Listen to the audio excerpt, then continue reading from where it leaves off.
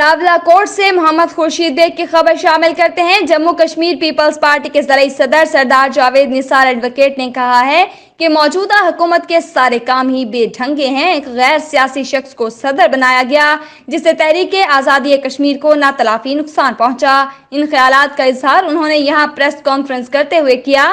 انہوں نے کہا حکومت آزاد کشمیر انتشار کی سیاست ختم کرے۔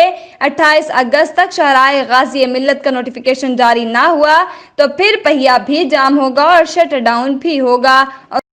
قومی لیڈرشپ میں نمبر 1 اس بات کا اعتراف کہ میں یہ کلیم نہیں کر رہا ہوں صدارت الکریم خان جو عدالت کشمیر کے بڑے سیاسی رہنما تھے، صدارت خورشید محروم جو عدالت کشمیر کے بڑے سیاسی رہنما تھے، اور پاکستان میں جملہ ہوگا جو بھی گزرے اس سے پہلے، انہوں نے اس تاریخی حقیقت کا اعتراف کیا اور اس اعتراف کے طور پہ غازی ملت سردار محمد ابراہیم کی تصویر جو ہے وہ آزاد کشمیر کے تمام دفاتر میں ہم نے نہیں لگائی جو ہمارے بدترین سیاسی مخالف تھے مسلم کانگریس کی حکومت میں، وہ ان کی خدمات کے سلے میں وہ تصویر جو ہے بانی آزاد کشمیر کی حیثیت سے انہوں نے سرکاری دفاتر میں اسی طرح حکمرانوں کا پونچھ میں داخلہ بھی بند ہوگا۔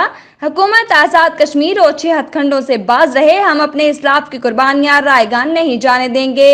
حکمران اور بیوروکریٹ یہ مت بھولیں کہ 1947 کی قیادت میں یہ خطہ آزاد نہ ہوتا تو آج یہ کرسیوں پر نہ ہوتے۔ اس موقع پر سردار سیاب شریف، عبدالنعیم خان اور دیگر کارکنان بھی موجود تھے۔